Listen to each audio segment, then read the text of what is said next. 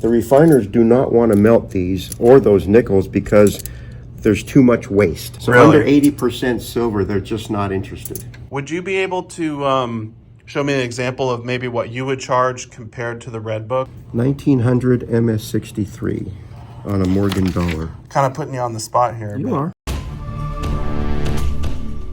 Did you know SD Bullion is giving away a monster box of 2023 Silver Eagles? Sign up today at sdbullion.com/sweepstakes. There you go. These are 35% silver because during World War II, the copper and nickel were strategic metals for weapons, and they had to come up with some way to make these coins that were in demand.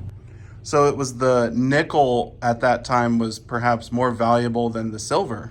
Well, more valuable for the war effort, not necessarily more valuable pound for pound. Right. You can always tell a silver nickel because it's got a large mint mark above the dome. And interestingly, unlike dimes and quarters that you don't find anymore in change, you can still find a silver nickel in change because at quick glance, it doesn't really look much different than anything else. And so once in a great while, you'll get one of these in change, but you'll always know it's silver with the big mint mark above the dome. Yeah.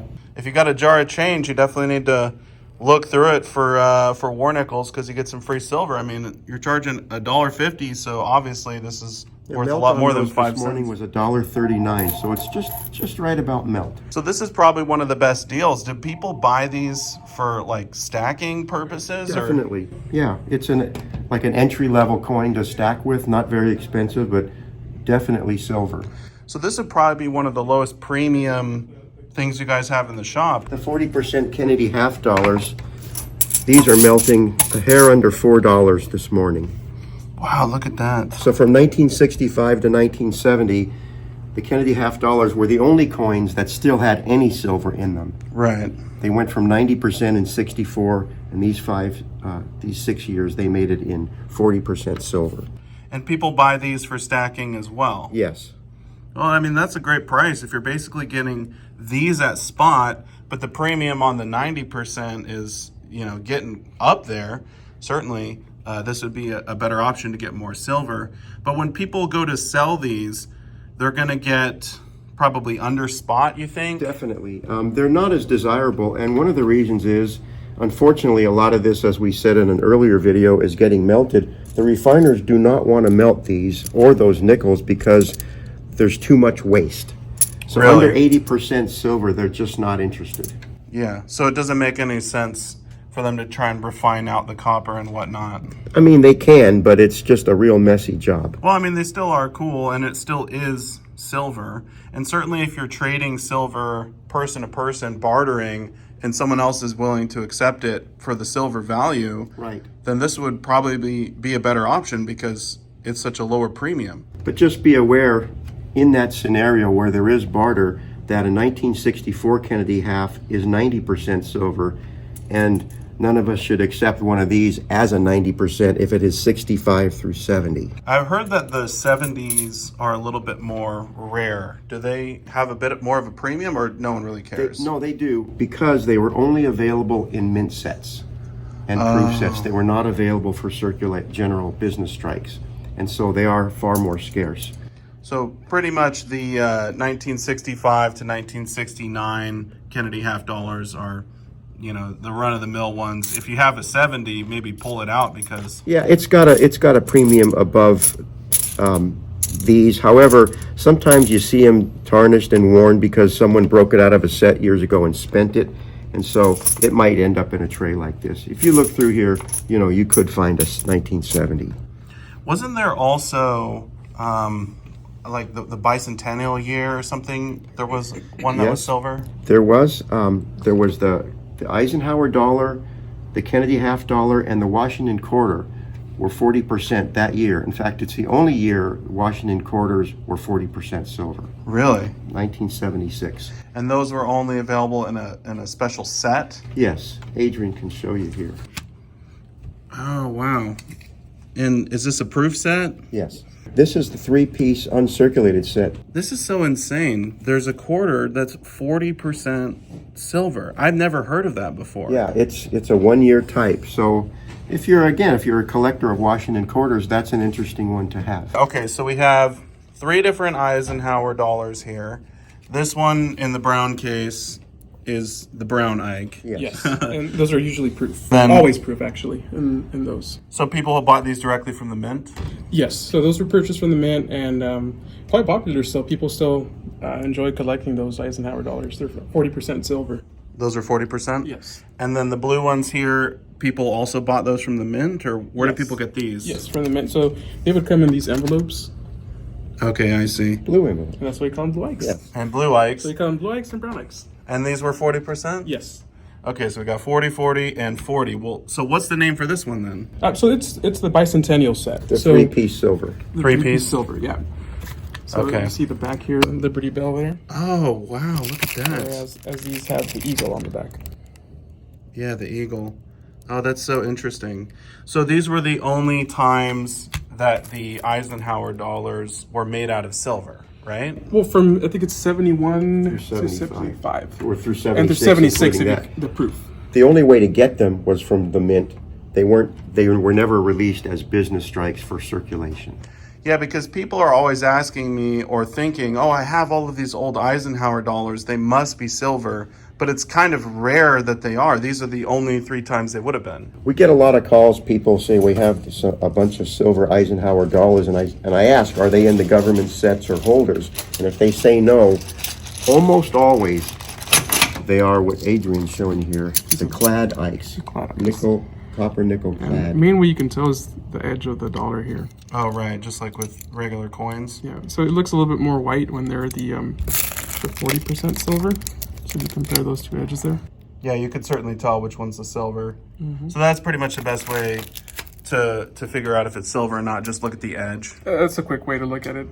Yeah, Definitely. I guess with any coin, right? Yeah, if you're not sure of the dates, the edge is a giveaway. This is another thing, like I was saying, with history of coins, I still learn something new every time I come in here. That's the thing, with Harry, we always talk about it. So we're learning every day. We never like to think that we know it all, but I mean, it's in this business, you're always learning something new.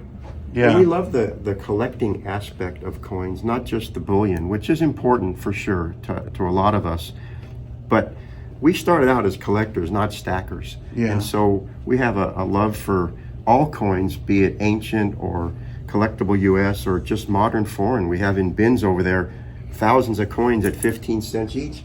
And there's not a day goes by that a few people don't sit there for an hour or so going through those. Yeah. Because it's a hobby and it's supposed to be fun. Absolutely.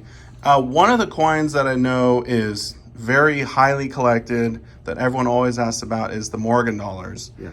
And I know you guys have quite a few. Well, I mean, we have a wide range of them. We have some here that we keep in trays, different conditions, different years. And I mean, this is, you can find some really nice stuff with some good luster still in them, and yeah, definitely a nice selection of them.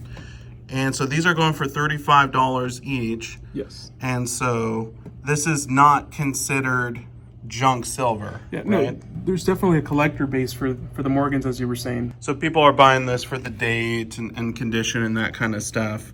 But this is where someone would want to start with sort of the probably lower grade, cheaper Morgan dollars. Definitely. And we do have some nicer ones that are uncirculated, which I can show you on this. It's a really nice series. I mean, it starts from 1878, it goes to 1904, and then it starts again in 21. So definitely a nice series that, it's speculated that it was designed after a school teacher. Really? This image of Lady Liberty? Yes. But the guy who did the design, his name was Morgan? George C. Morgan, yes. Okay, so that's why they call them Morgan dollars? Yeah, but yeah, you see here we have quite a bit of variety, different conditions, mint marks, years. So these, if you had to speculate the grade, I know a lot of them they say unk, right, or uncirculated. Yes. Is that something you would do, or people need to look at them and decide, oh, I think this is a MS62 or what?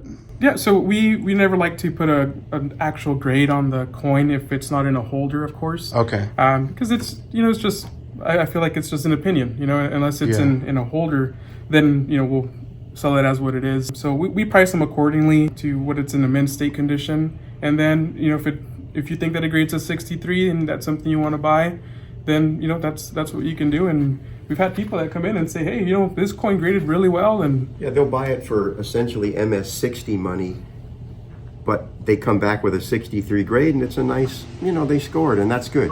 Yeah. Good morning. If people are trying to figure out the value of their Morgan dollars, maybe they inherited some, or maybe they bought them a long time ago, do you recommend them using like the Red Book? I see you guys got the Red Book here. Or what's the best way to sort of price the coins? The Red Book is very high retail. Okay. Part of the reason is they come out a year in advance. Like the 2024 has just got released. Oh, really? We're still in early 2023, so they're anticipating always into the future.